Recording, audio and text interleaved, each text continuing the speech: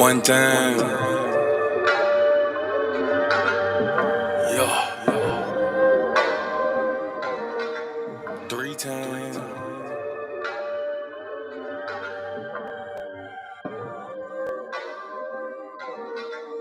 4 times.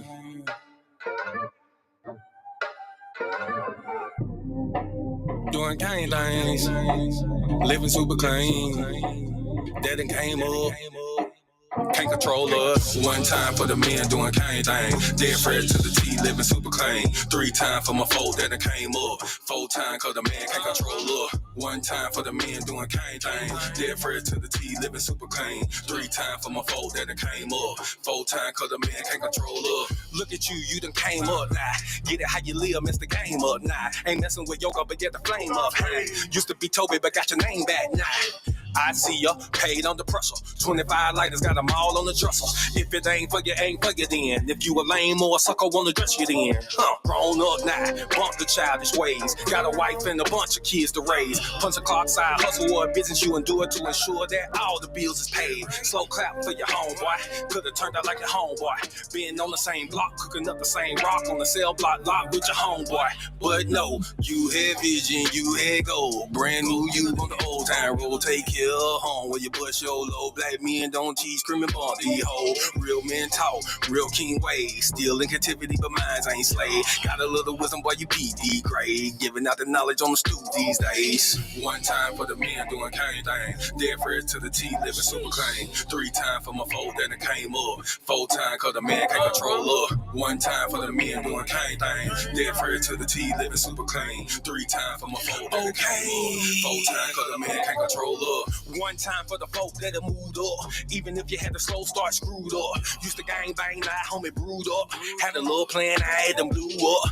Look at you like a man right now. Dressed to the T, smelling like a grand right now. And you ain't got nothing from a handout now. Just faith and hard work gets it planned out now. You could've took a bunch of dusty roads. The hand dealt with a bunch of cards to fold. You stay hot while the world is freezing cold. The same plot, but the story's never old. Slow clap for your kinfolk. Could've been asking what your info. Prosecutor could be trying to do you in for the 2020 twins, so you passing out the info. But no, you had purpose, you had plans. I ain't throwing nothing, I'ma say these bands won't impress y'all, don't need no fans. That ain't my God, who is that man? This real men talk, real king ways. Still in captivity, but minds ain't slave. Got a little wisdom while you peak these grades. Giving out the knowledge on the stoop these days. 1 time for the men doing cane thing. Dead fresh to the T, living super clean. 3 times for my foe that done came up. 4 times cause the man can't control up. 1 time for the men doing cane thing. Dead fresh to the T, living super clean. 3 times for my foe that done came up. 4 times cause the man can't control up. Yeah, real man. Sheesh. Yeah. Doing cane things. Living super clean. Daddy came up. 1 time for my king doing king things. Mom these hoes cause he know he got a good thing. I submit and I cook and I clean and I never hold back on that wop. I'ma let it rain. Made me honest, I got a ring. All praises to the most high, let it sing. A real man able, sister never came. And I ain't going nowhere, this is not a game. Look at you, girl, you're lonely right now. Settling for bums instead of men the most high. He provide and protect so he get our respect. And he leading us aboard when them chariots fly. I don't really think you hear me though. You can't cross this bridge on some billy goats. Let them save you in the end like a Seminole. BS help me, shout let the silly go. 1 time for the men doing cane thing. Dead fresh to the T, living super clean. 3 times for my foe that done came up. 4 times cause the man can't control up. 1 time for the men doing cane thing. Dead fresh to the T, living super clean. 3 times for my foe that done came up. 4 times cause the man can't control up.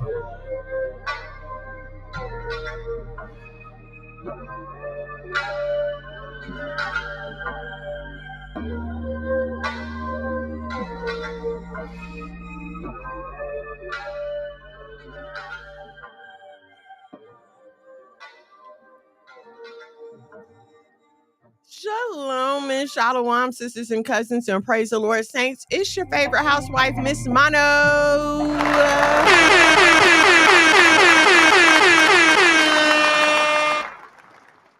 I'm sorry, y'all.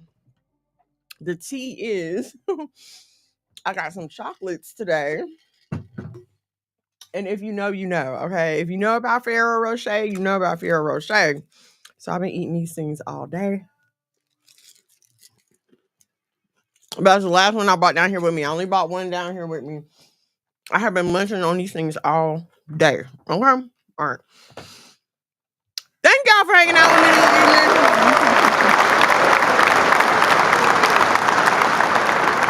I'm so happy to see y'all. Happy to be with you guys. All praises to the Most High.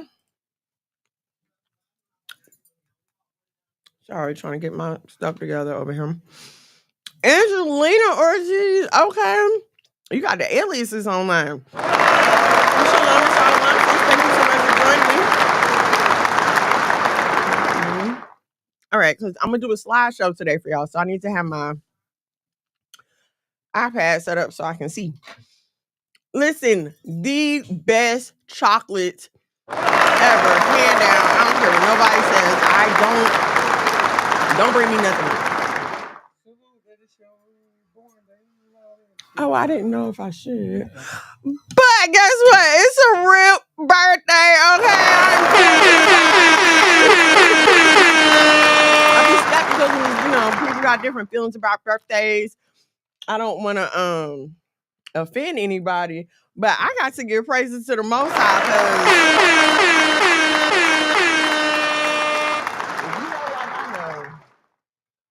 I probably should not be here, but if it was not for his grace and his mercy, okay? If it was not, I don't know why it shows like that now.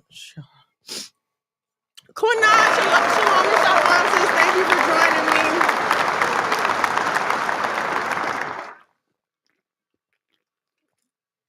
My bad, y'all.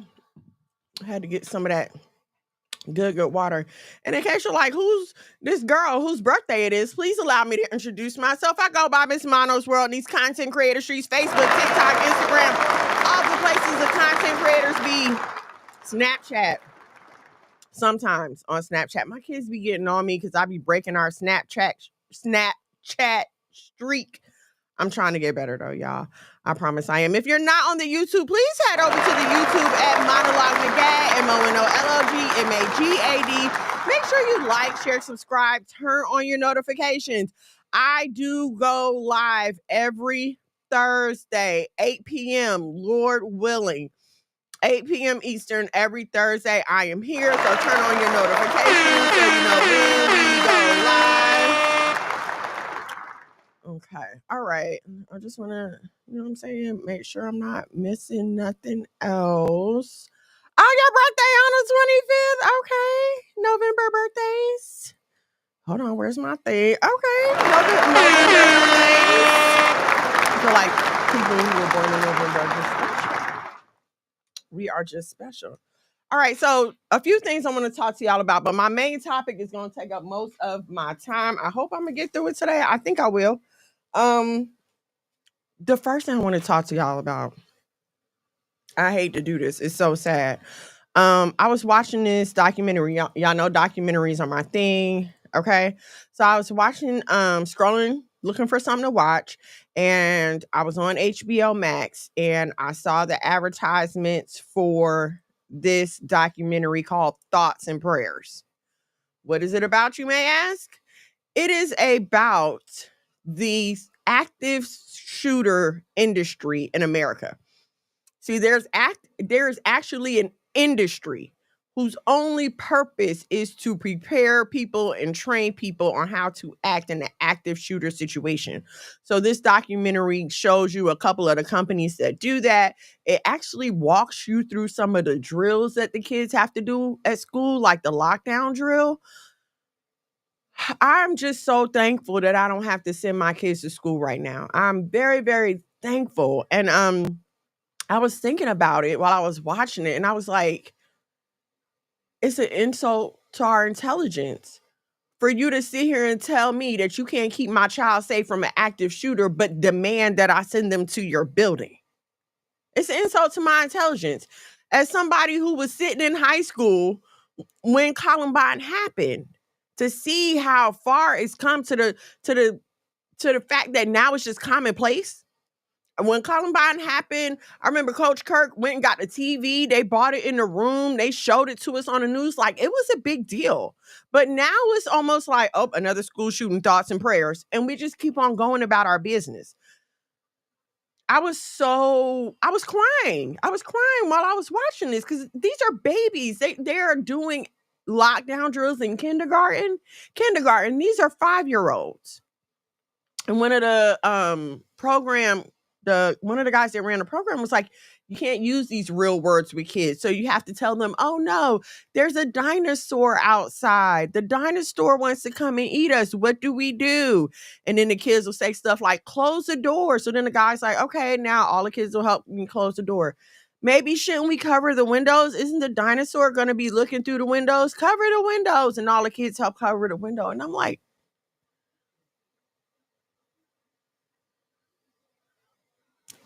dinosaurs are no longer fun imaginary creatures now. This is really sad, y'all.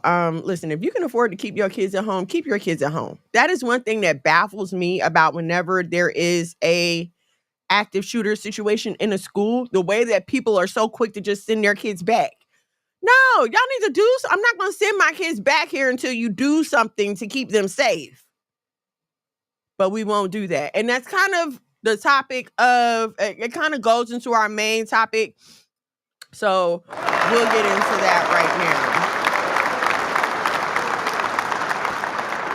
Ivory Israel Shalom and Shalom says, yeah, it's on HBO Max. You should check it out. Have your tissues, okay? Because it is a bit of a tearjerker, but it also makes you angry. It will make you angry. Larnice Shalom and Shalom says, thank you so much for joining me.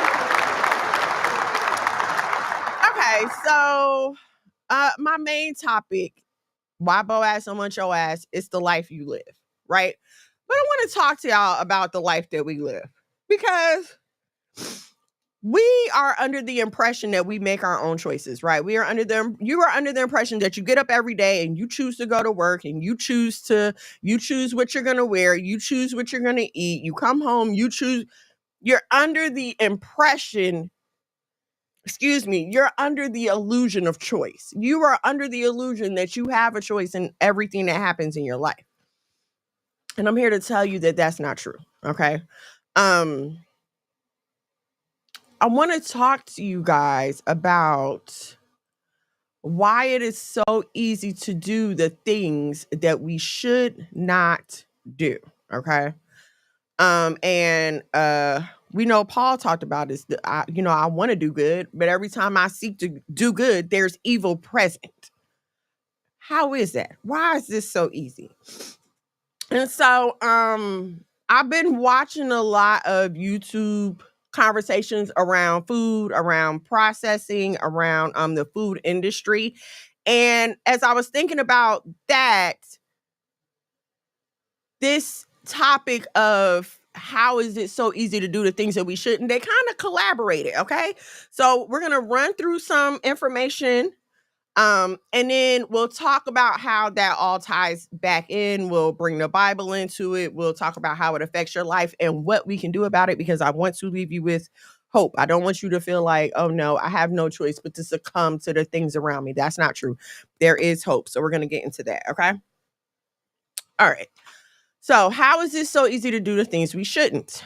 What if I told you that your life was not chosen by you, but happened to you? You don't choose your food. You don't choose your habits. You don't even choose the customs and holidays. They were all chosen for you. Your parents and your grandparents were handed a limited set of choices that caused you to be the person that you are now.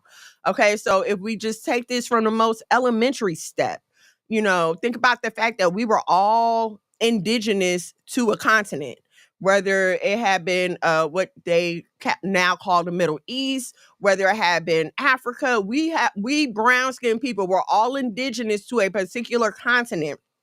That continent had native food, native habitats, just things that we did living in that environment. Okay, so just the fact that you are not living where you are indigenous from should be the first clue that I did not pick what is going on around me, okay? All right, so from prehistory until the 1800s, people grew and ate local fresh food. Food came from your own farm, your neighbors through trade and or barter, or a local market, what we would consider a farmer's market today. If you went to some other countries, it would be like an open air market where people would just put their stuff out. You go, there's no grocery store. You go, you walk through the outside, you pick what you want, you pay, you keep it moving. This food is grown by the farmers. The meat is raised by the farmers. Food was only processed to be preserved and was limited to drying or smoking, which means they would lay the food in the sun, in the air, or put it in ovens or kilns. Fruit, vegetables, and meat were hung or laid out to dry to prevent the growth of mold, mildew, and bacteria by removing the moisture. So they take the moisture out, it dries out the fruit and the vegetables, and that allows it to last longer. I think in Turkey, this is something that they still do today. They grow their vegetables, they dry out the peel of the vegetable, and they hang it. They just hang them in their houses or their yards or whatever. When it's dry, they can take it and stuff it with other vegetables and meat, and they use it as a meal, which is something I want to get into because it looked really good when they was doing it. Okay. The other minimal processing was salting. Salting could be done dry by rubbing coarse salt and then smoking the meat, or brining by submerging the meat in a saltwater solution in a barrel and keeping it covered. This would keep the moisture to prevent the food from going bad. Fermenting is a process that allows microorganisms like yeast and bacteria to convert carbs into other substances like alcohol, acids, and gases without oxygen. This creates an environment that is not welcoming to harmful bacteria. Okay, so when you see people having fruits in jars and stuff like that, this is fermenting. So how do we go from fresh, locally grown, minimally preserved food to the ultra processed food products we have now? And I'll explain later why I say food products. Our short answer is the Industrial Revolution. The Industrial Revolution is a time when you see factories and industries being bought to the states, and we're switching from an agricultural economy, which is farming, livestock, animals, to an industrial economy, factories, stuff like that. Okay. They didn't choose to leave. The invention of farm machinery means families didn't need as many people to work the farms. Factories were being built in cities that offered steady cash income and safety from the hazards of farming, bad harvest, drought, things that would cause problems, with feeding your family.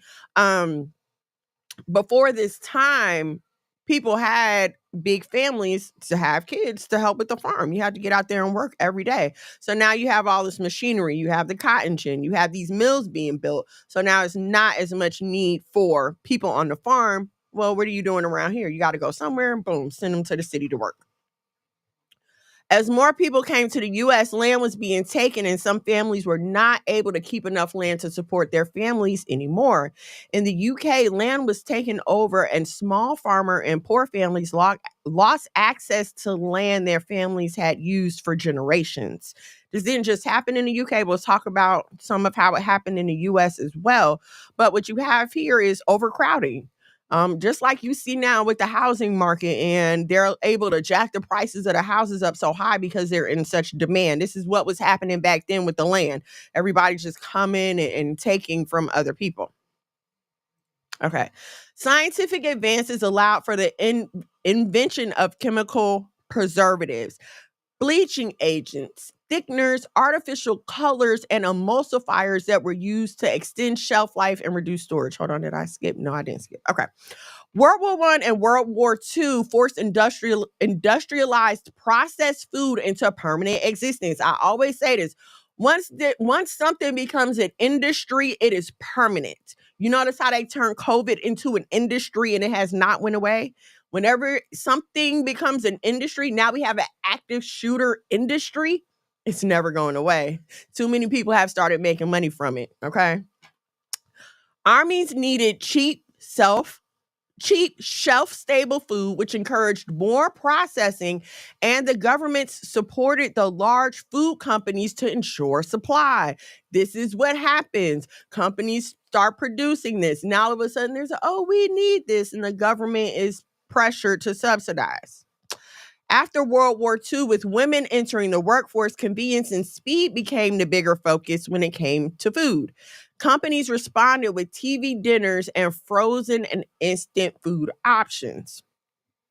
Government subsidies for corn and soy led to the invention of high fructose corn syrup, soybean oil, emulsifiers, stabilizers, and fillers. As food companies grew and made more money, they marketed these processed foods so heavily that became normal.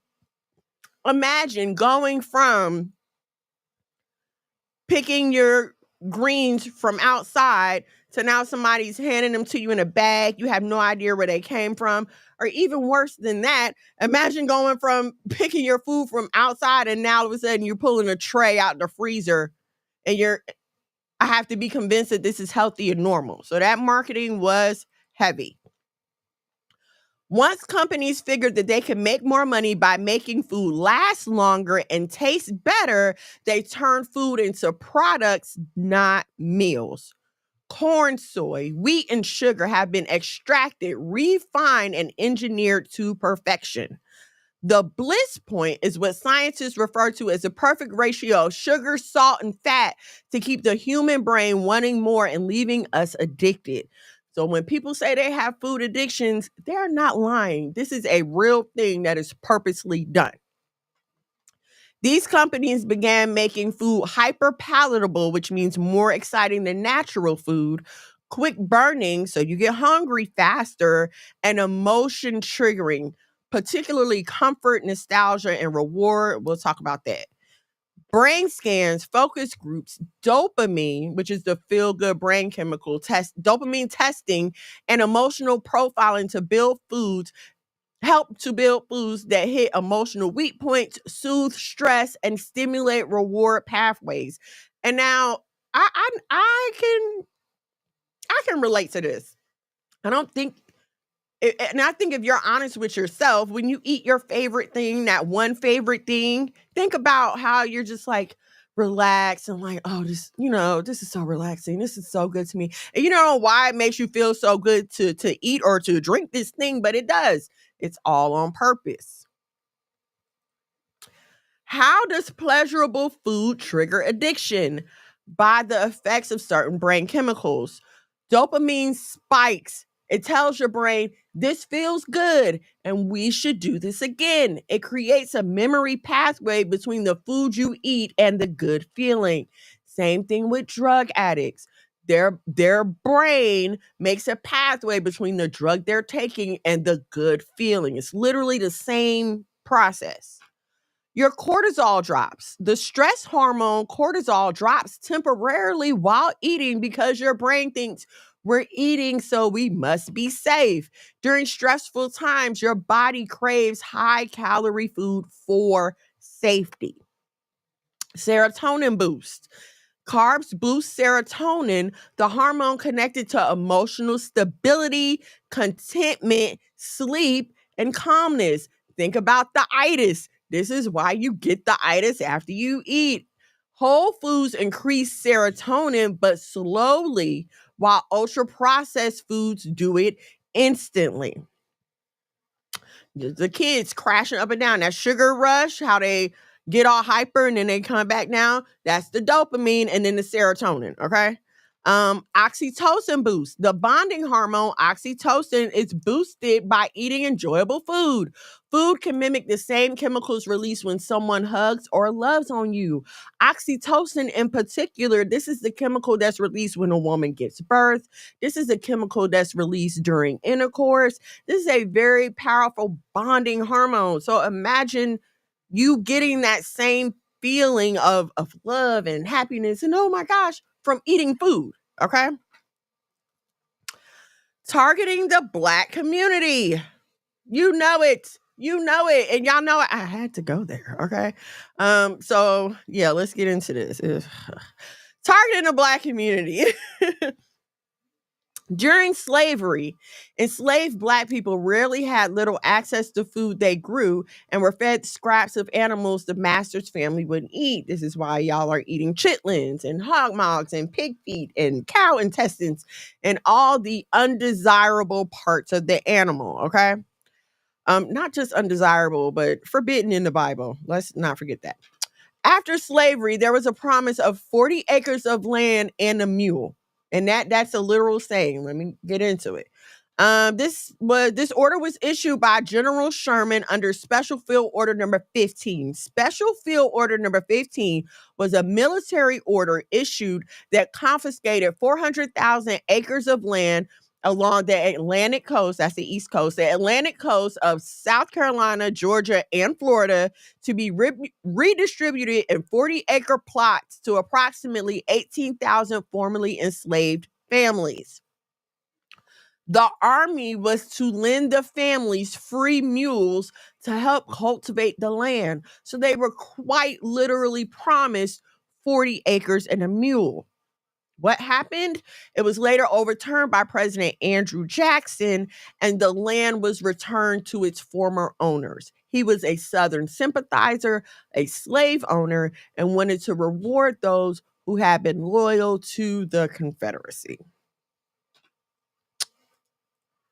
Sharecropping, which is what was left after you've taken this land, and they ran the people off their land. Like I read about it, and if I would have kept going, it would have turned into a whole nother talk. But they literally ran these Black families off of their land. Okay, so what was left for them after this? Sharecropping. If you don't know what sharecropping is, it's basically where you like live on a shack in a field, and you are responsible for paying the landlord a portion of everything you grow. You have to pay for the tools you use. You have to grow a certain number of cash crops as well. So it wasn't just, oh, I'm sitting here farming on your land. No, I'm going to farm on your land, but then I owe the landlord for every single little bit of thing, which keeps families in debt. Okay. Sharecropping left Black people with little land to grow food for their families, as they had to use land to grow cash crops for their landlords. This is how they paid their rent and stuff. This kept Black families from building farm and food systems white families were able to grow. Jim Crow segregation meant that Black people lived in underfunded and underinvested neighborhoods with few stores. If there was a white-owned grocery store nearby, they often refused to sell to Black customers. Grocery stores refused to open in Black neighborhoods, hire Black workers, or extend credit. During the redlining era of the 1930s and 1960s, banks refused to give loans, business funding, or supermarket financing to Black neighborhoods, as they had labeled them as hazardous. Urban renewal efforts of the 1950s to 1970s meant that Black homes, businesses, corner stores, and thriving markets were destroyed to build highways and expand the interstate system. Local food economies were replaced with gas stations, fast food chains, and liquor stores. So, quite literally, in order to expand highways in the interstate system, they came through and tore down Black neighborhoods, and basically took what we were trying to build at that time. McDonald's, KFC, and other fast food chains targeted Black communities aggressively due to the combination of cheap real estate, no grocery competition, and high population density or overcrowding. They sold this to Black business owners as the Black franchise community, because surely you didn't think they was coming down to the hood to open anything. So they sold it to Black business owners as the Black franchise opportunity. Advertising was and still is specifically targeting Black people by advertising on Black TV and radio, websites, and billboards. Through the use of hip hop, gospel, HBCUs, athletes, and celebrities, we have been sold soda, fried chicken, sugary cereal, and snacks, and ever-changing ultra-processed foods. This particularly brings back memories of when McDonald's really started hitting the rap music in the commercials. And I remember thinking, like, this is so freaking corny. Like, is this supposed to make me want to eat McDonald's? You got this corny rap song, but I guess it worked. Apparently it worked. I don't know. But so even with this, right? Just thinking about the current Target situation, because Target advertises on Black TV a lot. But look at that. They can advertise on Black TV all they want. Doesn't mean they have our best interest in mind. But again, we fell for it. We were caused to fall for it. I'm not going to say we fell for it. We were caused to fall for it. Okay. This has resulted in Black people leading in type 2 diabetes, 60% more than white Americans, which leads to kidney damage, blindness, amputations, heart disease, and higher maternal mortality. That's mothers who are dying. High blood pressure with earlier onset and more severe complications, which leads to heart attack, stroke, and kidney disease. Cancer, higher colon cancer mortality, earlier breast cancer diagnosis, and higher prostate cancer risk. Maternal health, fibroids, pregnancy complications, gestational diabetes, and preeclampsia. Kids' health, lower immune function, attention problems, behavioral issues, trouble with memory and slower growth, hormones, gut health, and brain development are disrupted by ultra-processed foods. If not for you, for the kids. And listen, I get the struggle, okay? I have 2 growing boys who will literally eat anything and everything they can get their hands on. So I get the struggle, but you're going to eat these vegetables. I'm going to cook this meal. You're going to eat this home-cooked meal. Everything in balance. Everything in balance. Okay, so mental health, depression, anxiety, emotional eating, fatigue. Because remember, emotional eating, because that food triggers your brain chemicals, which triggers your hormones, and it keeps you in this vicious cycle. See?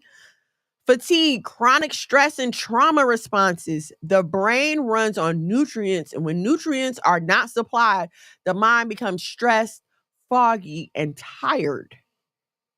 Think about how people are acting these days. Think about how people are so quick to snap these days. Everybody's ready to fight. Why?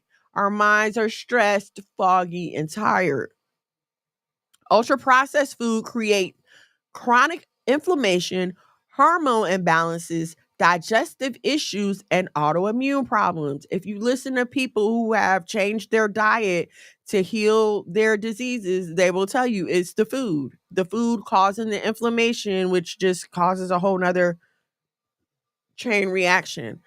I can attest to the digestive issues. I remember when I was in college, it was a Church's right by my school. Matter of fact, I was in school and I was working at the IRS. It was a Church's right outside my school, and it was a Church's near the IRS building. And I think for like that first 6 months to a year, that's all I was eating was Church's, because I didn't have time to sit at home and make a meal. I was going nonstop. Like at the end of that year, I wound up in the hospital with freaking IBS. And even now, I can tell when my diet is off, because I start getting symptoms. My stomach start getting upset. I start not feeling well. Okay, so your body is literally telling you when something is wrong. We have to pay attention.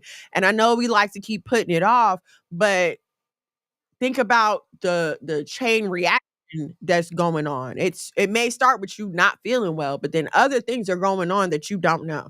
So please pay attention to your bodies, okay? Okay. While no one is forcing you to eat McDonald's or any other ultra-processed foods, by systematically removing any other option out of your reach, they have caused you to become a victim of ultra-processed foods and corporate greed. You don't have to eat McDonald's, and you don't have to eat fast food. You don't have to. Nobody's putting a gun up to your head and telling you, hey, you go eat this McDonald's. Nobody's saying, hey, if you don't eat this McDonald's, we're going to put you in jail. So no, you don't have to. And any adult should be able to get to a grocery store, even if it's a mile away. I said a mile away because the definition of a food desert is a place where the closest grocery store is a mile or more away, right? You should be able to get to the grocery store. When I was reading about this, I thought about when we were living in the projects. Me, my mom, my brother, my aunt, my cousin, my uncle, my grandma, all in one apartment. and there was a corner store right across the street. Now, the grocery store, it was less than a mile away. It's less than a mile away, but it's not a convenient trip if you're trying to buy groceries for your family. Yeah, it might be cool if I'm just walking to grab a soda and some chips, but a family of 3, 2 adults and a kid. Who's carrying them groceries back and forth like that? This stuff is not convenient. They don't make it easy, and this is done on purpose. People with money have cars to get to the store to buy healthy food. And if you don't have enough money to get a car to get to the store to buy healthy food, then oh well, that's on you. This is how they cause you to succumb to this type of food, okay? Now, do you think you could ever accidentally worship an antichrist or support an antichrist system? Let's see. Revelations 13:12-16 says, and he exerciseth all the power of the first beast before him and causeth, I want y'all to pay attention to causes the earth and them which dwell therein to worship the first beast whose deadly wound was healed. And he doth great wonders, so that he maketh fire come down from heaven on the earth in the sight of men, and deceiveth them that dwell on the earth by means of those miracles which he had power to do in sight of the beast, saying to them that dwell on the earth, that they should make an image to the beast, which had the wound by a sword and did live. And he had power to give life unto the image of the beast. And the image of the beast should both speak and cause that as many would not worship the image of the beast to be killed. And he causeth all, both small and great, rich and poor, free and bond, to receive a mark in their right hand or in their foreheads. All right. The word cause means that you have influenced a person directly or indirectly so that your actions or words led them to do something. We talked about McDonald's. So, for example, you see that McDonald's commercial every morning while you're getting ready for work. Every morning it comes on like clockwork. And next thing you know, you're sitting at the drive-thru every morning to order you some McDonald's. Nobody made you go there. They didn't directly tell you specifically to go there. So this is what it means by indirectly also. Like, I don't have to specifically tell you, but whatever I'm doing is influencing you to make that decision, okay? This is not the same as making someone do something. When you make a person to do something, you use force or pressure and essentially give them no choice. For example, you have to have a driver's license to drive or you will go to jail if you get caught without one. There's a direct consequence to not complying, okay? So to use force, to use pressure, okay? There's something's going to happen to you if you do not. I'm making you. When you tell your kid, you better go up there and clean up that room, I'm making you, because if you don't clean up that room, there is a direct, painful consequence coming right after this. So this is making, this is forcing, okay? This is not causing. I'm not trying to influence you. I'm telling you directly, get your butt up there and clean, okay? In the Greek, cause means to bring about, to influence, to bring into effect, or to arrange the conditions so something happens. It does not mean direct physical force. It means conditions will be created, pressure will be applied, systems will be set up, and influences will be used to compel people to worship the beast. Do you think this can't happen to you? Why do you now have to have a real ID to fly? Have you ever thought about that? If y'all don't know what real ID is, it's this card now. If you go get a driver's license now, they'll put a little gold star on it. And this means you have a quote unquote real ID. What it means is that you've submitted all the papers to the DMV to prove your identity. You have to prove where you were born, proof of address, and I forgot what else. I think it's like 2 other things you have to give them to get this star on your driver's license, right?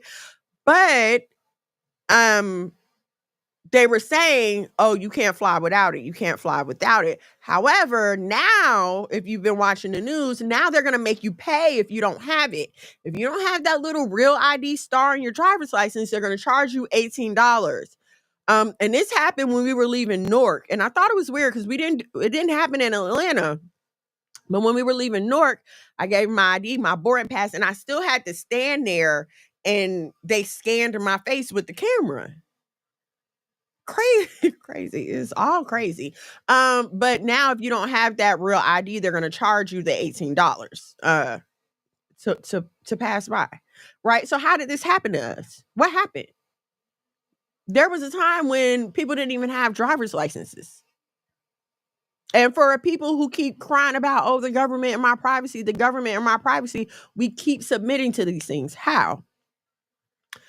Explain going from cash to check to debit cards where your purchases can be tracked and monitored. I specifically remember this change. I remember going from all cash. You either had cash or you had a check. And back then, the checks was almost like cash. Because they had got it to the point where they could scan the check and take your money right then. Okay? But now, everybody's on these debit cards where every place you go and everything you buy is listed. How are we so comfortable being tracked? And how did we get taught into being so comfortable as to be tracked and monitored like this? How do we end up volunteering our personal information repeatedly, while also being warned about identification theft? Think about it. How many times do you set up an account? You got to put your name, your email address, your address, and you might think, oh, well, it's out there anyway, but that's not the point. Like, we have no expectation of privacy these days. And it's not because somebody came and put a gun to our head and said, hey, you better do this. Hey, you've got to do this. No, we have been caused to fall into these traps. Okay, let me check y'all comments. I'm sorry, you guys. Let's see. They also put it in water too. Yeah, the water's jacked up too. The water's messed up too. Trepeka, shalom, and shalom, sis. Thank you for joining me. Brianne says, shalom and shalom, sis. Stay fit and in shape. The fast food will get you all out of balance and you have to work hard to get it off. Absolutely. That the fast food will have you messed up. Okay. But let's, I don't know how many of you all, well, I'm sure all of you remember 9/11. Everybody remembers 9/11. But do you remember the world before 9/11? Do you remember our pre-9/11 world? Where you still had some semblance of privacy. If you look at the not the 9/11 report, I forgot what it's called, but there's like the collection. This is a collection of bills that they passed after 9/11 that basically took away any expectation that you had to any kind of privacy. And they said they were doing it to prevent terrorism. Before 9/11, they couldn't just tap anybody's phone. They had to get a warrant. You had to have permission. You had to prove that, hey, this person is a risk to security. You don't have to do that anymore. Before, they couldn't search your home without a warrant. Now they can. They can search your home without a warrant and then come back and tell you about it later. We have been caused to live in a world that I imagine our grandparents wouldn't recognize. I think about that a lot. Like, what if my grandma, had to live in these days where she has to be scanned to go in the airport? I remember because I was born in Germany, okay? And so for a lot of my childhood, we were flying internationally back and forth from Germany to the United States. I never had to be scanned. My family, when we would leave Jersey, they would come and sit with us at the gate in the airport until our plane was ready to leave. We would bring our bags, we would bring our food. It is not nearly as stressful as it is now. But even let's look at travel now, right? Because I just recently traveled and I thought I had a carry-on. I know I haven't traveled in a while, but the last time I was on a plane, what I had was acceptable as a carry-on. No, now they got people walking around with these little toddler-sized suitcases calling it a carry-on. So while they're not forcing you to put everything in this little suitcase, they will cause you to put everything in this little suitcase by making you pay if you don't. It causes you to comply to this system. Think about what just happened when the government shut down and people's SNAP benefits were cut off. Imagine the government shutting down again, but someone has the idea, oh, we could put this chip in your palm and it's loaded with Bitcoin and it'll let you go and buy food. Or the government shut down, but oh, I got this chip you can put in your hand and there's some SNAP funds on here. And if you put this chip in your hand, then you can go to the store and get some food for your kids. In First King or Second King, Samuel. One of them. Anyway, I was reading about Jeroboam and I was flipping through because I was looking through different examples. I don't remember exactly where. I want to say it was in like First Kings. But it was talking about Jeroboam and how he made Israel sin. Okay. And here's the thing. When you sometimes when you see made, it doesn't mean made like force. It means made like cause. You got to look at the contents of what you're reading. And so by Jeroboam setting up these idols and allowing the groves to be built and allowing the idols to be built in the grove, he made Israel to sin by providing a system of idolization for them. If he, as the king, would not have been allowing such behavior, then Israel would not have been able to sin in such a manner. But because the king is saying, hey, party up, turn up, now the people feel comforted. They are being misled into sin because their authority figure is telling them that it's okay. If you read the Apocrypha, there's the story of Judith, a foremother. During the time of Judith, the Israelites were being attacked by the Assyrians. It was the Assyrians. And it was bad. It was bad because the Assyrians had cut off the water supply. The Israelites were in the mountains. The Assyrians cut off the water supply so they couldn't get any water. Okay. So Judith goes with a plan to fool the leader of the Assyrians. But the Assyrians already know, like you see them talking, the Assyrians already know, okay, we can't beat these people because their God is with them. The only thing we can do is to make them sin against their God. That's the only way we're going to defeat them. Okay. So they cut off the water supply thinking that would make them run and abandon the land. But Judith went to them and was like, well, actually, by you guys cutting off the water supply, you're cutting off the animals, and now they're thinking about eating the animals that are forbidden in our law. So yeah, y'all got them, y'all this close to making them sin, to causing them to sin. Because now they're not holding a gun to their head. They're not telling them, hey, you better pick up that pig and eat it. No. But I've cut off your water supply to where I left you with no other choice but to do this thing. So are you going to do the thing?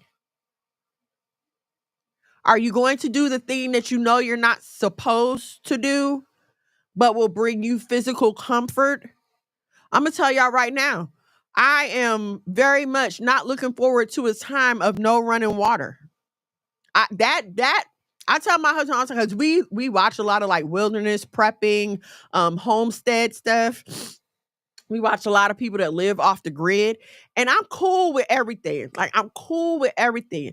The only thing in my mind that is a stumbling block is, you mean ain't gonna be no running water? Like I can't take a fresh hot shower? That's the one thing that bothers me, and I'm praying about that. But I think about that all the time. At what would have to happen to you to cause you to bow your knee to the Antichrist? What can separate you from the love of God? And I know sometimes when we say that rhetorically, with nothing being the answer, but let's think about it. All the banks are shut down. We can't get any money anymore. Oh, you got crypto? The only way you can access your crypto is this chip. The banks are closed. The physical banks are closed. I was watching, what was we watching? The news? I think we might have been watching the news. And the latest scam now is to get elderly people to go to these Bitcoin ATMs and just put their money in these ATMs thinking that they're buying Bitcoin. Check on your parents. Check on your parents, check on your grandparents, your aunts, your uncles, anybody over 50, okay? Check on them. And I'm only saying over 50 because those of us who were born like 75, 80, we are of that generation that went from everything being analog to everything being digital. So I would hope you guys that, if you're 45, 50, you're still pretty proficient with computers and phones and know when to recognize stuff. So, but please check on your aunts and uncles, check on your parents, keep them aware of any scams that might be going on. Me and my kids have code words. We have code words. I'm not gonna tell y'all, but I know that if they don't start the phone call with this code word, that it's not them. If there's ever an emergency, they know, say this and I'll know it's really you. Same thing with my parents. Okay. So y'all need to set this kind of stuff up because it's getting crazy out here. I mean, look how they've caused us to go from cash money to digital money, in essence, allowing us to be robbed more than ever before. Okay. Because before, at least you could only steal the cash that was in my pocket. Like if I didn't physically have it on me, you couldn't get to it. But now, all you got to do is follow me around online and keep trying to steal my identity, and you can rob me blind. Bank account, life savings, blind. They are stealing the deeds to people's homes now. How did we get misled into turning everything digital, making us even more exposed to those who would try to hurt us? How? They convince you that, robberies and I'm guilty. I have a Ring camera outside my home. Yes, I do, for security. But how do we get to the point where there are cameras everywhere? Everywhere. Everywhere is not safe. We need cameras everywhere. And what's so crazy is I'm not saying to take away the cameras. I'm not saying that. But how do we get to this point where that's our option now? How did we get to the point where the only way I feel safe is to know that some cameras are always looking at me? How did we get to that point? How did we get to the point where, Big Brother has to be watching me to make sure that I'm okay? And even with Big Brother watching you, people are still getting away with crimes. People are still out here getting away with murders. So who are you watching? What are you doing? We have to think about this. When me and my husband first started dating, we had this conversation. And what brought it back to my mind is on Sunday, we had Sunday dinner. And him and my parents started talking about it for some reason. So that brought it back to my mind, and it just clicked with the food thing. I was like, okay, that'd be a great example to show people. But I want you like really start considering the choices that you're making and where they are leading you. A long time ago, I heard that women should never move backwards in dating, right? Whatever man you date, your next man should be a step above that. It should never be a thing about moving backwards. This setup is to cause you to do better in your life, thinking that you learned something from your last relationship. So now I'm on to something else.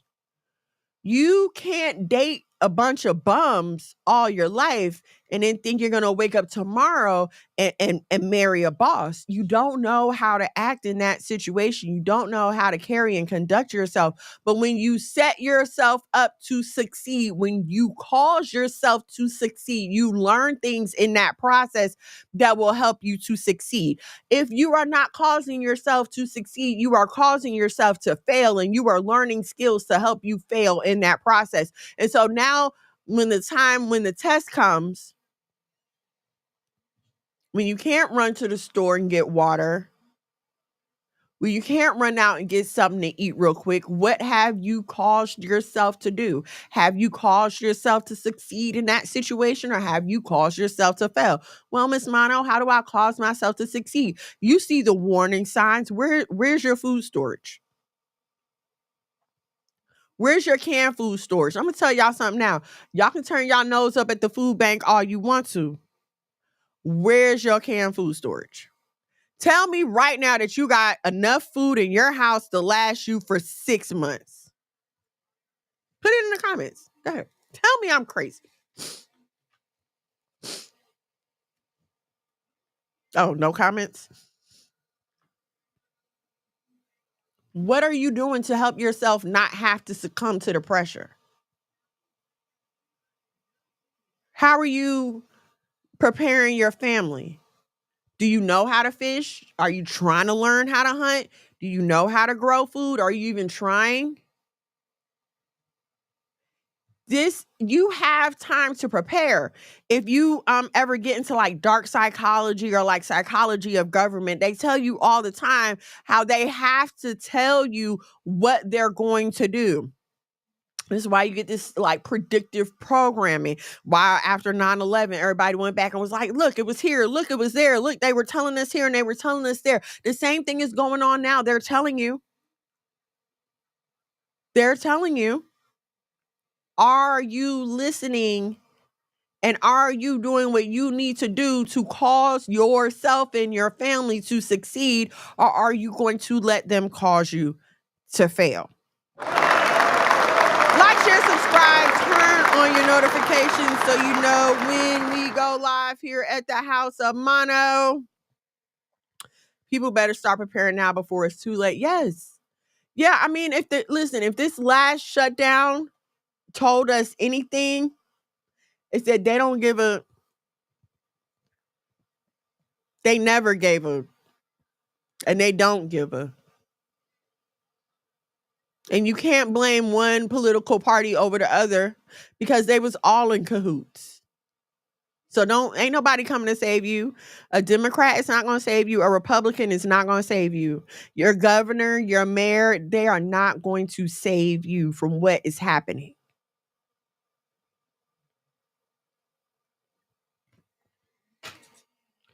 We can definitely make it a few months. Yeah, we can definitely make it a few months. Praise be. And we just letting that collection grow and grow and grow. We had to bring another shelf in our house because we got a bunch of canned goods. We got a bunch of dry beans. We got a bunch of other non-perishables. Like, please, y'all. Listen.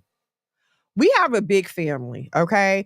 We have 9 kids in this family, 9 kids, 2 adults. That's 11 people that we are directly responsible for. Not to mention my husband's siblings, my husband's parents, my parents. All these people get priority before anybody else come knocking on the door. So that's about 20 people right there.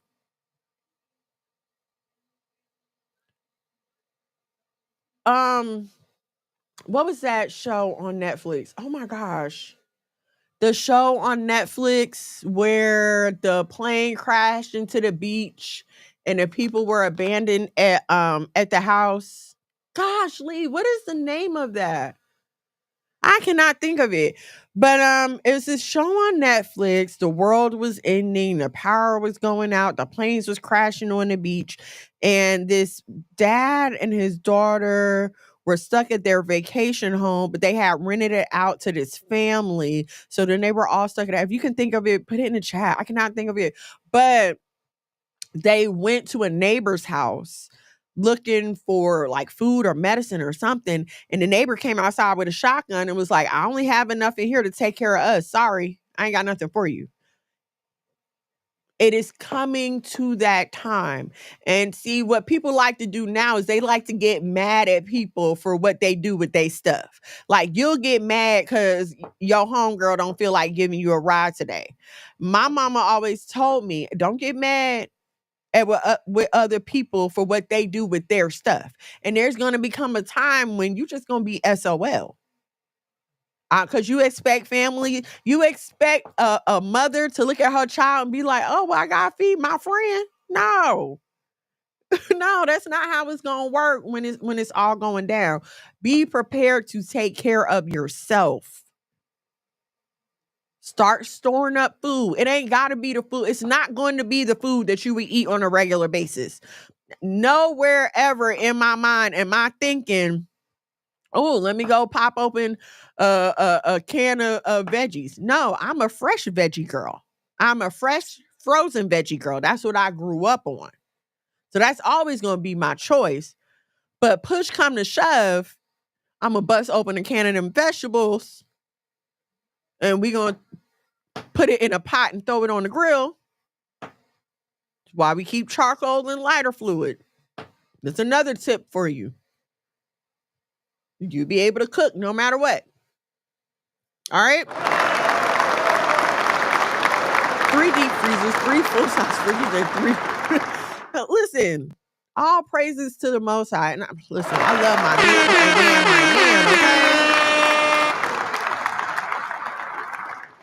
It wasn't leave the world behind. Yes, that was it. Thank you, Angelina. Leave the world behind. That was it. Okay, let me tell y'all about this wonderful book real quick. I know I usually show it to you guys on the website, but I had to bring the physical copy because this book is awesome. I love this book. It just reminds me of like the older books from when I was a kid. Awesome table of contents, lots of great pictures in this book. The book is called Who Made Me? You can order the book at the website herchosenpath.com. Okay. Lots of great little stories in here. First page, who is Yahweh? Let's explain who the creator is. Get the kids introduced. Lots of great rhyming passages on here. Easy for them to remember. Easy for them to say with you. At the end, there's a letter from the author. Where is it? Let me find it for you. Okay, here's a letter from the author at the end. Let's talk about it. Conversation starters with your kids, okay? And I love reading with my kids. I do. And these conversation starters are awesome because you want to know that they're comprehending what you're reading and not just taking it in to spit it out. So the conversation starters kind of help them remember, help make it more permanent for them. Prayers for you and your child at the end. This is a beautiful book. It's a well-made book. Like, you can just feel, I'm not just saying this because I know the author, but you can really feel the love and care that went into the book. You get a personalized thank you card with a very lovely letter on the inside. So please, herchosenpath.com. Support my good sis. Grab a couple copies. Feast of Dedication is coming up. Grab a couple copies for the kids in your life. You know somebody having a baby. I'm sure they would greatly appreciate it. Yes, you have to get one for the grandbaby. The book is called Who Made Me, and it is at herchosenpath.com. Okay? All right.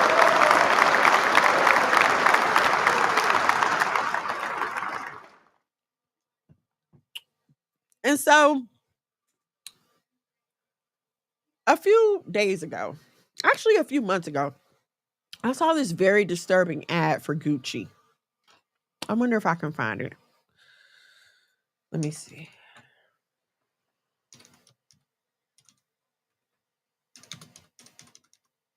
I'm gonna just try to look for this one picture, and if I can't find it, then we'll just talk about it. Oh, boom, boom. Look at that. There it is. Okay. I saw this a few months ago. And at first I didn't really I mean, like, you see how she looks on there? At first it was like, ew, like, what is this? Why is she like that? But as you start getting into marketing, advertising, programming, you realize that there's a reason for everything, right? They're not just doing this for no reason. So if you look at just how skinny they've made her, like how gaunt she looks, they used to call this heroin chic. Back in the 80s and 90s, this used to be called heroin chic. The hollowed out cheekbones. Okay. And so I was I reading or something, and they were talking about this trend because there are a couple of other pictures like this of different celebrities looking all hollowed out, skinny, starved almost. And so for this to happen, this happened right before the government shut down. And so this led many people to believe that this kind of look is going to start becoming more popular as people start becoming more financially destitute. Why? So that when you see a poor, hungry, starving person, you won't think pity. You will think of, oh, I saw that celebrity in that ad and they look just like this. So they're okay. They're not that bad. Maybe they're looking like this on purpose. And I know it sounds crazy. I know it sounds crazy to you in your mind, sitting in wherever you are listening to me right now. It sounds crazy, right? But that's how the programming works. When cigarettes were first discovered, they were just loose weeds rolled up in a leaf that were used for ceremonial, spiritual, or medicinal purposes by Native Americans and other indigenous cultures, right? And so once they became mass produced, they needed marketing and advertising, right? And so, in order to convince people that these were medicinal and these were healthy, they had doctors advertising cigarettes. If you go back to the era of the Mad Men, like the 50s to 60s, they will talk about how they started with the cigarette advertising, and they would have doctors and nurses and medical professionals talking about how cigarettes are just so healthy.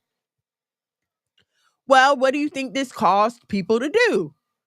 Smoke cigarettes. Oh, the doctor says it's good for me and it relieves stress, blah, blah, blah. It makes my brain feel good.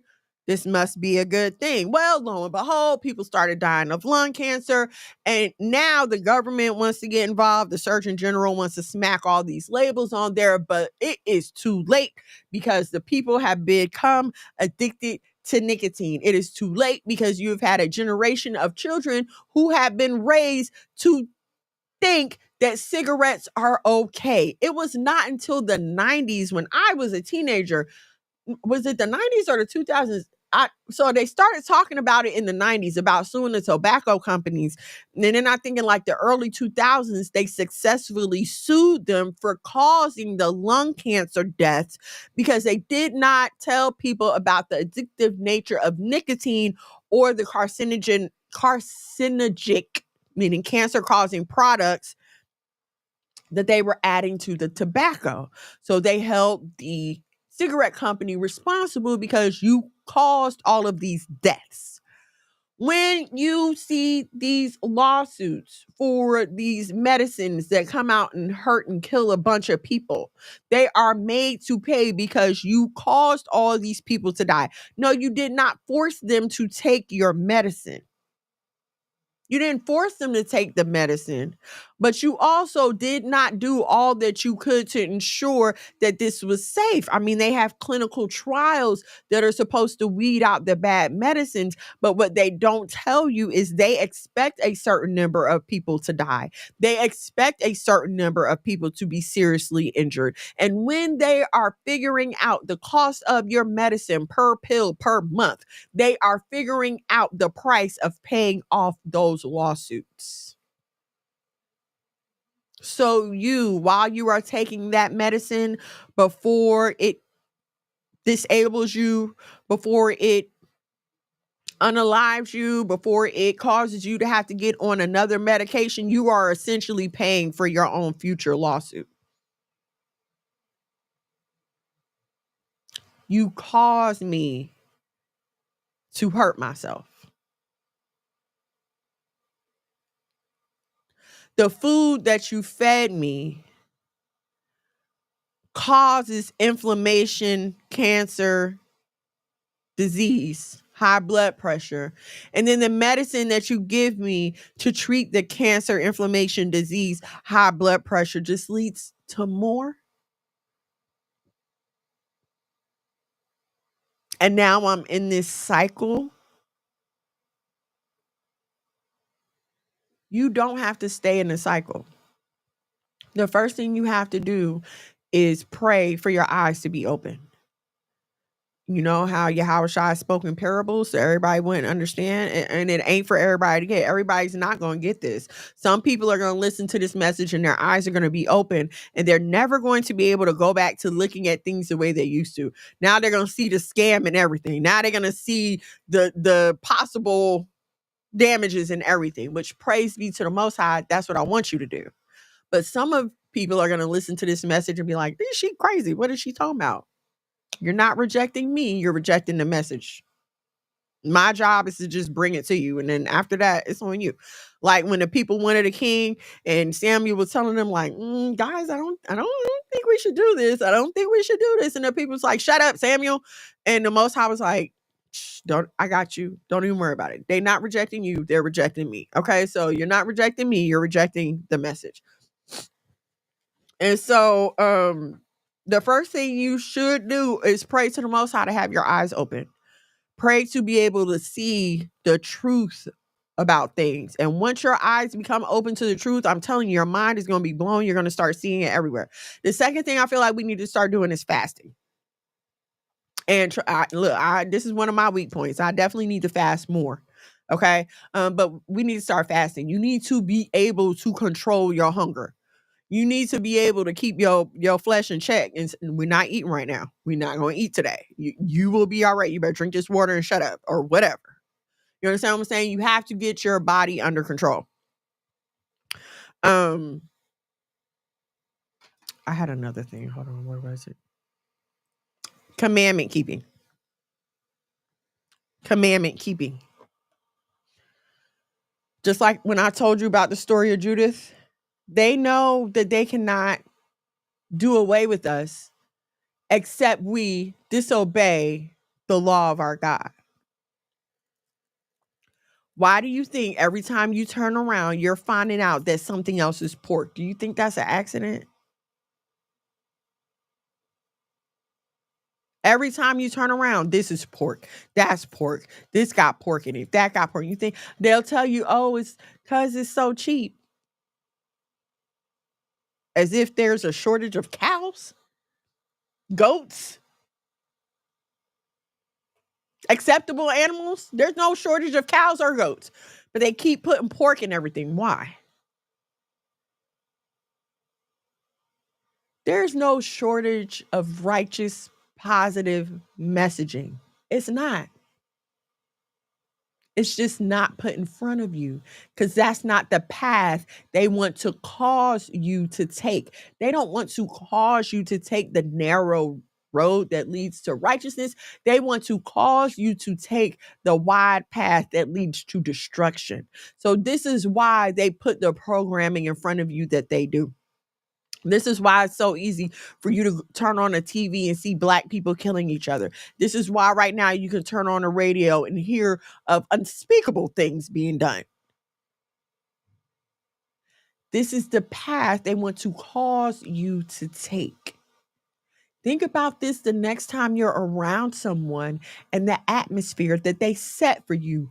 Ladies, this is why I tell y'all, don't be behind closed doors with a man you're not ready to sleep with. You will cause yourself.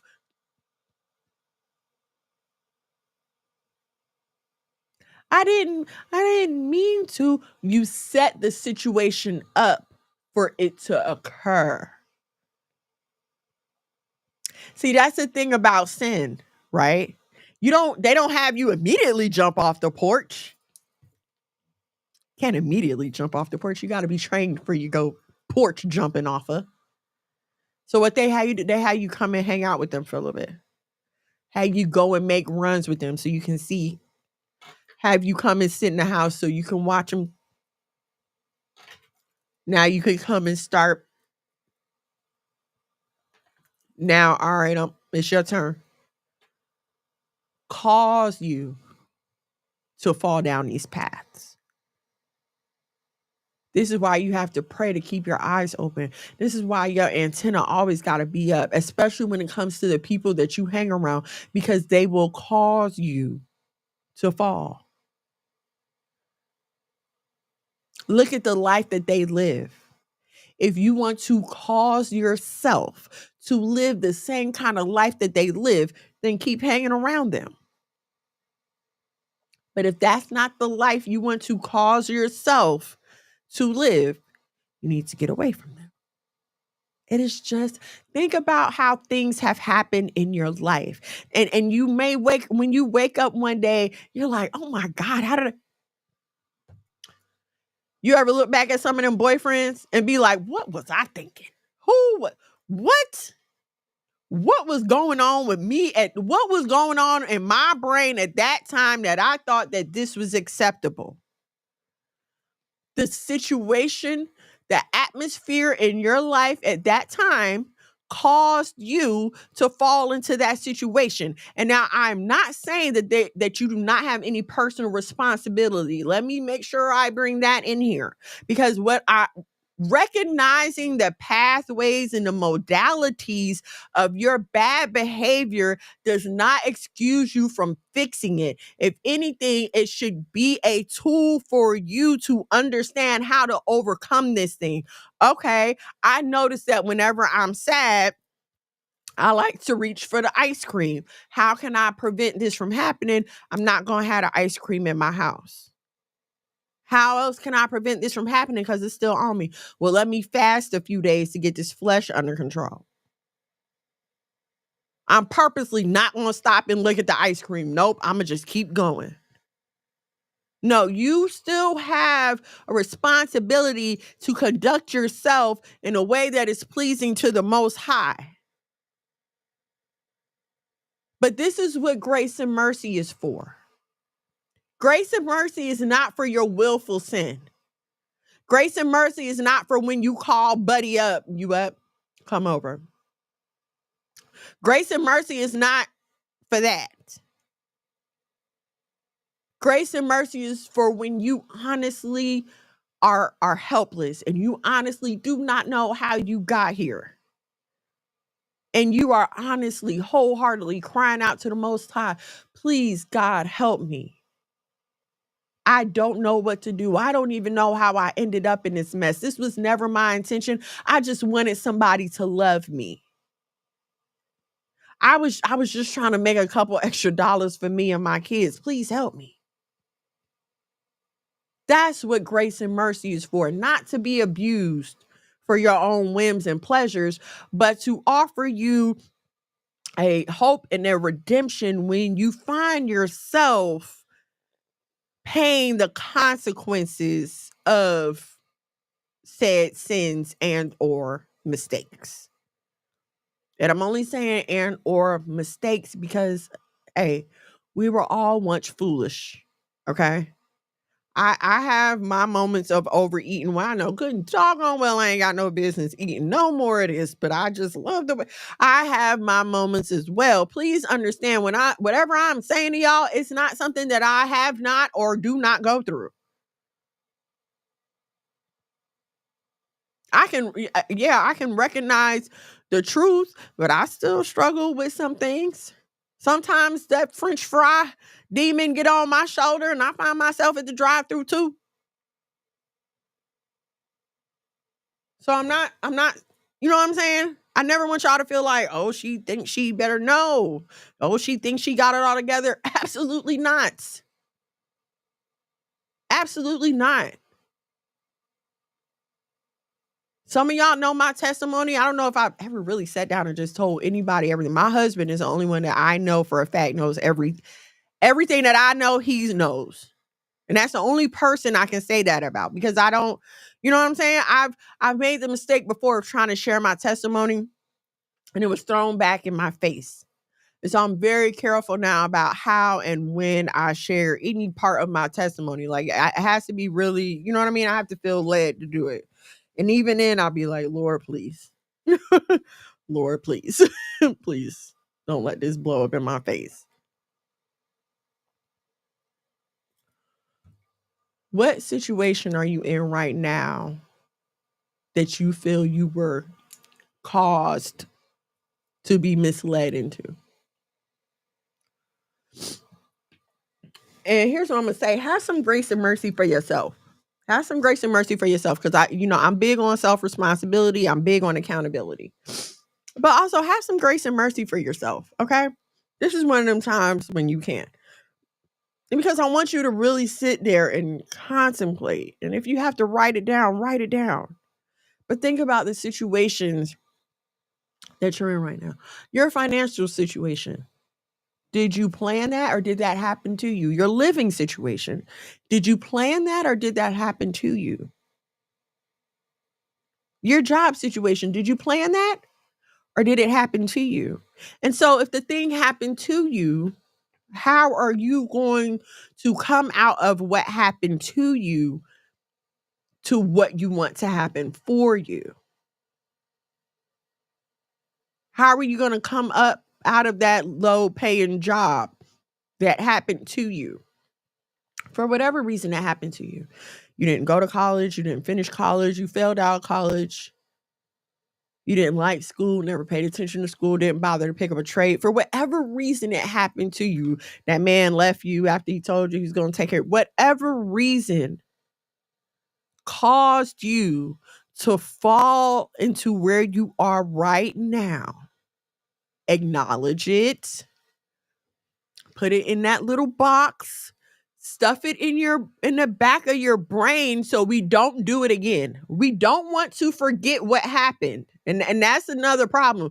People forgive and forget. And I just want, no, do not forget, sis. You put that in a little box and you put it back here in your long-term memory so we don't ever do this again.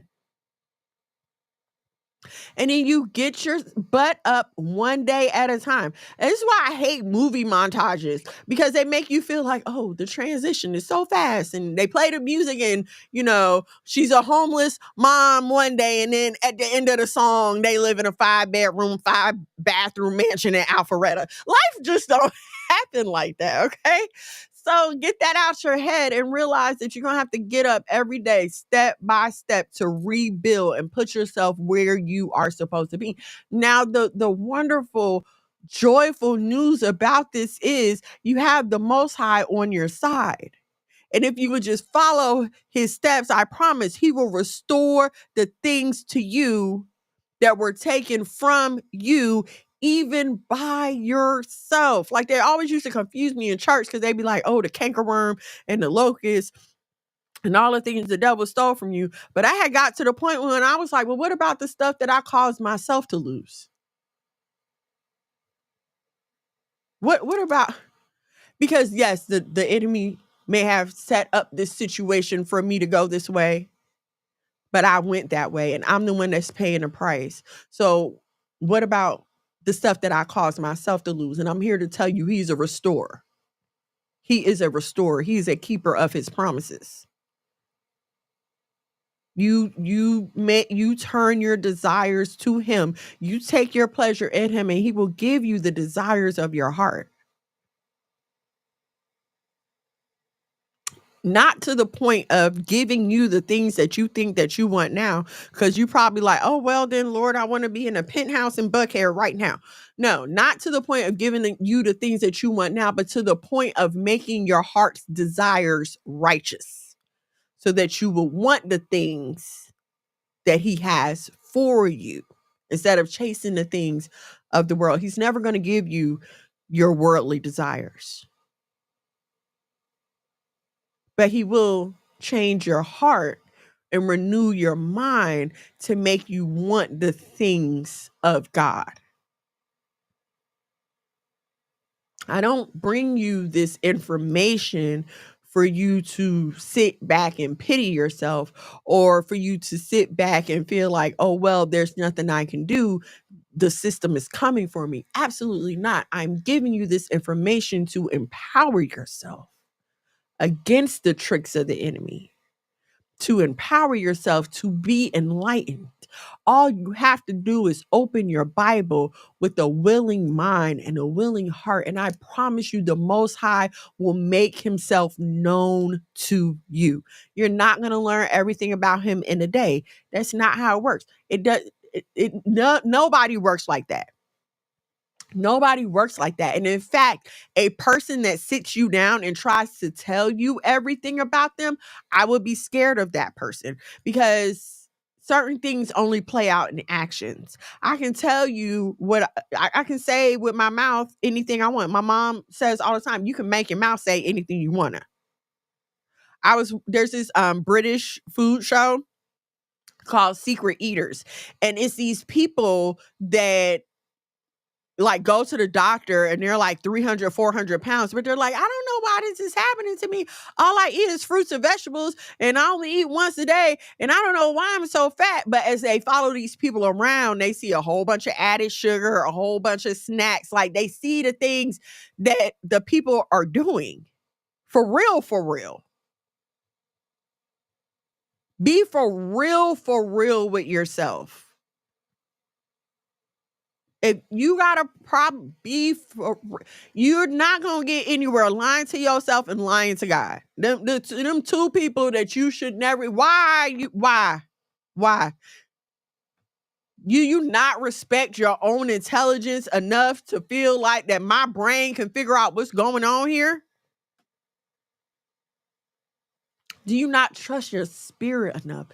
Do you not trust in God's hand on your life enough? Do you not trust in his love for you enough? Do you not trust in the call that he put on your life enough to know something's not right here? I've got to change this. This is not what I want. This is not what God wants. This is not leading me down a path of righteousness. If anything, I keep finding myself taking these detours of destruction. And please, y'all, please, before you don't make it back from one of these detours, or before you don't make it back the same, because there's worse things than dying. Believe it or not, there's worse things than dying. There's some conditions that you don't want to live in or live with. But you never expect it to happen. That's not what... I didn't fall in love with this man for him to beat on me and shoot me and leave me disfigured. I didn't run off with my friends. I thought we was just going to hang out that night. I didn't know we was going to be in a shootout. I didn't know we was going to get in this accident. I didn't know I was going to end up in jail. I thought I was just taking a trip with my boyfriend. I didn't know what was in the trunk. I didn't know. And now I'm in jail, facing prison. I didn't know. Now what? Now what? Are you going to sit there and keep sulking and saying you didn't know? And here's what you got to realize. The days of your life are going to go by no matter what condition you are in. No matter what condition you're in. You could be happy or you can be sad. But if God bless you to wake up tomorrow, tomorrow is going to be Friday. You could be happy, you could be sad. If God bless you to wake up the next day, it's going to be Saturday, and time will continue marching on. Are you going to march with it? Or are you going to sit here and be stuck at the place and time of your trauma? Are you going to be sitting stuck at the place and time of your addiction? Are you going to let the cause of your destruction control you and keep you from righteousness? Now is the time to choose. My husband has a theory that in January, when it's time for them to renegotiate the government financing situation, that they are going to shut us down again. That is what he thinks. And I'm telling y'all right now, prepare.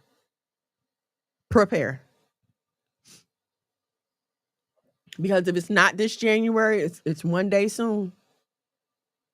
It's one day soon.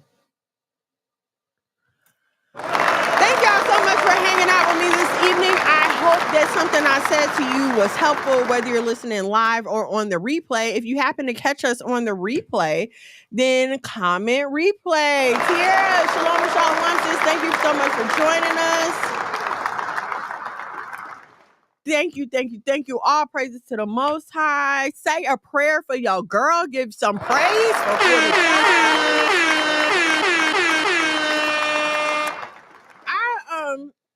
My nail tech, she's only 19, and she was like, "You really happy to be turning 45?"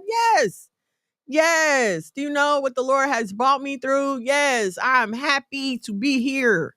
I'm content with my life. I'm in love and I'm being loved. My family is healthy. Yes, I'm happy. I am very, very happy. So please take some of my joy if you need it. Again, I hope something I said was helpful to you. Don't be discouraged. Please do not be discouraged. Do not give up. I promise you, everybody that you look at and you think, oh my gosh, they seem like they have it all together. Been there, done that. Okay. So you can have that same testimony. You can be looking back 6 months from now, been there, done that. Giving your testimony to somebody else about how the Most High brought you through, but you got to start today. All right. I love you so much. Thank you for hanging out with me. It's always a pleasure. All praises for another year. I look forward to hanging out with y'all another year. Hopefully we'll grow, like the podcast will grow. My Bible study group chat will grow. So all praises to the Most High. Thank y'all so much for hanging out with me this evening. I will see you back here, same black time, same black station next Thursday. If you're in the Atlanta metro area and you know us, please drop a DM. We are having a game night at our home Friday night. Being that it is at our home, it is not open to the public. There will be background checks and fingerprints and all that good stuff. And if you have not been pre-approved at the House of Mono, please send us a DM so you can come and hang out with us, have game night with us. We're going to play a couple games. You know, we always got food. We're going to feed you. And it's just going to be a good time for fellowship. We don't like to take things away and not replace it with something. So, you know, hey, we don't do Thanksgiving. We do not do that. But Thursday, you can come in. Not Thursday, Friday, that Friday after, come kick it with your folks. Okay. We're going to have a good time in the Lord. All right. I love you, huh? Oh, you there in that street.